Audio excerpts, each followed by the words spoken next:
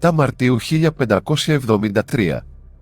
Η συνθήκη ειρήνης μεταξύ της Βενετίας και της Οθωμανικής Αυτοκρατορίας. Η συνθήκη αυτή σηματοδότησε τη λήξη του 4ου Ενετοτουρκικού πολέμου. Η αιτία για το ξέσπασμα αυτής της σύραξης ήταν ο έλεγχος της Κύπρου. Το νησί αυτό τελούσε υπό την Ενετική κυριαρχία ήδη από το 1489. Την περίοδο εκείνη η Κύπρος ανθούσε, έχουσα πληθυσμό περίπου 160.000 μόνο Έλληνες Κυπρίους.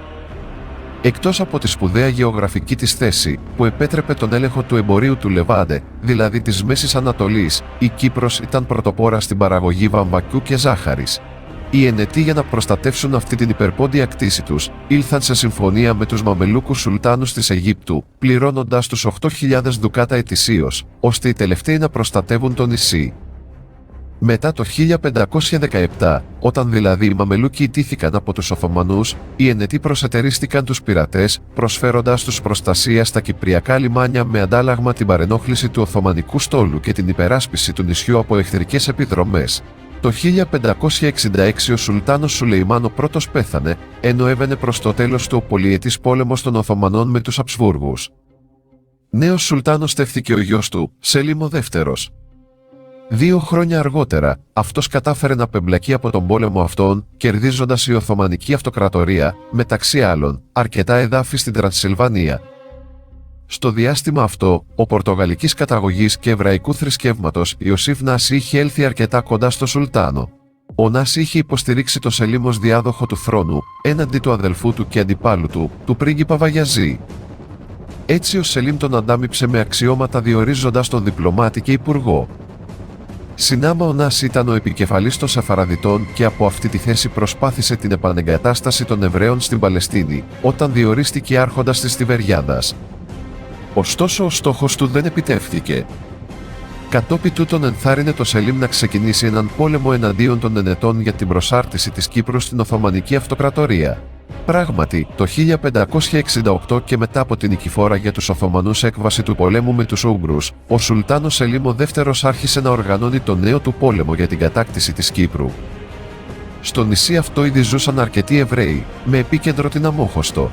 Ο Νάση ήλθε σε μυστικές διαπραγματεύσεις μαζί τους και επεδίωξε την προσέλευση νέων Εβραίων στις κυπριακές πόλεις με απότερο σκοπό τη δημιουργία μιας εύρωστης εβραϊκής κοινότητας, η οποία θα υποστήριζε την Οθωμανική προσάρτηση και θα αποτελούσε ένα ισχυρό κέντρο εγγύης της Μέσης Ανατολής.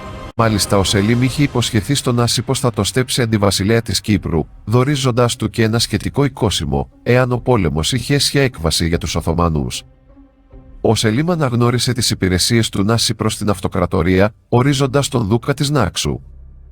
Ωστόσο, οι μυστικές αυτές διαπραγματεύσεις του Νάση με το εβραϊκό στοιχείο της πόλης έγιναν γνωστές στους Ενετούς, οπότε οι τελευταίοι εκδίωξαν τους νεοφερμένους Εβραίους από το νησί. Ακολούθως ο Νάση θέλησε να αποδυναμώσει την Ισπανία, η οποία ήταν ένας από τους φανατικότερους εχθρούς της Οθωμανικής Αυτοκρατορίας. Διατηρώντας επαφές με τον πρίγκιπα της Οράγκης Γουλιέλμο το Σιωπηλό, τον ενθάρρυνε να επαναστατήσει εναντίον των Ισπανών, προετοιμάζοντας ουσιαστικά την Ολλανδική εξέγερση που διήρκεσε 80 χρόνια και την Ένωση της Ουτρέχτης που η σύσταση της οδήγησε στην ίδρυση της Δημοκρατίας των 7 Ηνωμένων Επαρχιών 10 χρόνια αργότερα. Σύντομα οι Οθωμανοί άρχισαν να επιτίθονται και να λαιλατούν τις κυπριακές παραθαλάσσιες πόλεις. Έτσι οι Ενετοί ανακατασκεύασαν τα παλαιά οχυρά και έκτισαν νέα κάστρα στην Αμόχωστο, στην Κερίνια και τη Λευκοσία, αφήνοντας όμως το υπόλοιπο νησί απροστάτευτο.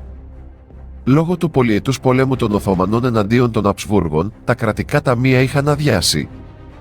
Έτσι για τη συγκέντρωση των απαιτούμενων οικονομικών πόρων αποφασίστηκε η κατάσχεση και η μεταπώληση μοναστηριών και ναών της Ελληνορθόδοξης Εκκλησίας, που βρίσκονταν στην Οθωμανική επικράτεια.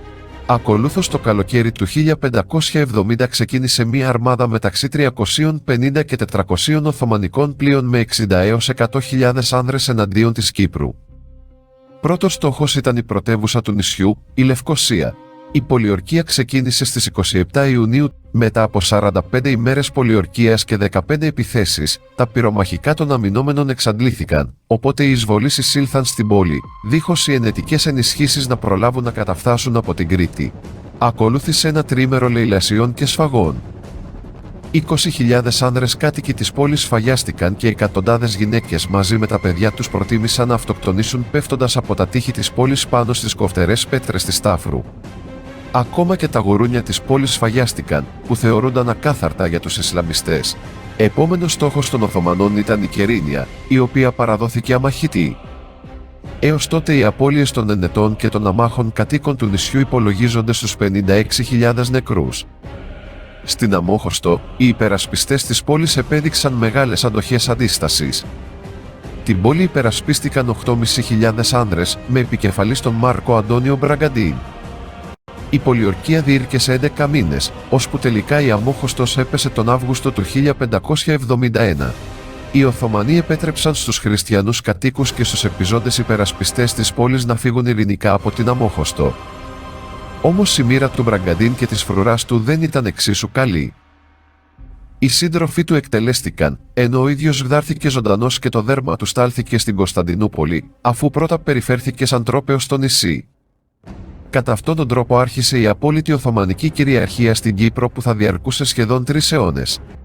Εν τω μεταξύ είχε σχηματιστεί ο Ιερός Συνασπισμός, γνωστή ως Ιερή Λίγκα, στην οποία συμμετείχαν τα Ιταλικά κρατήδια της Βενετίας, της Γένουας, της Σαβοίας, της Τοσκάνης, της Νάπολης, της Σικελίας και η Αγία Έδρα με την Ισπανία και τους Ναΐτες Υπότες.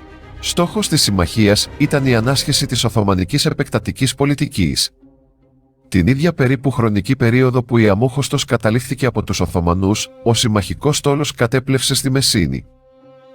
Η αποφασιστική ναυμαχία δόθηκε στην Αύπακτο στις 7 Οκτωβρίου 1571, όπου επικράτησαν οι χριστιανικές δυνάμεις. Παρ' όλα αυτά, η κατάσταση στην Κύπρο δεν μεταβλήθηκε. Η ήττα του Οθωμανικού στόλου στην Αύπακτο επηρέασε μόνο το μέλλον των περιοχών στις ακτές του Ιωνίου και της Αδριατικής. Η καταστροφή της Οθωμανικής αρμάδας έδωσε τη δυνατότητα της ελεύθερης δράσης των πειρατών στο Αιγαίο, οι οποίοι προκάλεσαν μεγάλο πλήγμα στο Οθωμανικό και το ενετικό εμπόριο. Έτσι η Οθωμανική διοίκηση ζήτησε τη συνδρομή των Ελλήνων πειρατών για την προστασία των θαλασσίων εμπορικών οδών. Όπως ήταν αναμενόμενο, οι Έλληνες πειρατές δεν πείραξαν τους Έλληνες εμπόρους. Κατά αυτόν τον τρόπο σημειώθηκε η ανάπτυξη του υποελληνικού έλεγχου εμπορίου, ενώ συνάμα επλήγησαν οι ανταγωνιστές τους. Μετά από σχεδόν 1,5 ακόμη χρόνο εχθροπραξιών, η Βενετία υπέγραψε συνθήκη ειρήνης με την Υψηλή Πύλη. Διαμεσολαβητής για την επίτευξη αυτής της λύσης ήταν η Γαλλία. Έτσι η Βενετία αναγνώρισε επισήμως την Οθωμανική κυριαρχία στην Κύπρο και παρέδωσε στους Οθωμανούς όλα τα κάστρα που οι Ενετοί είχαν κυριεύσει κατά τη διάρκεια του πολέμου. Επιπλέον δεσμεύτηκε να απέχει από κάθε συμφωνία με χώρα εχθρικά διακείμενη προς την Οθωμανική Αυτοκρατορία και θα κατέβαλε στο Σουλτάνο το ποσό των 300.000 δουκάτων σε βάθος 3 ετίας. Σε αντάλλαγμα όλων των παραπάνω, ο Σουλτάνος ανανέωσε όλα τα εμπορικά προνόμια των Ενετών στην Οθωμανική Αυτοκρατορία.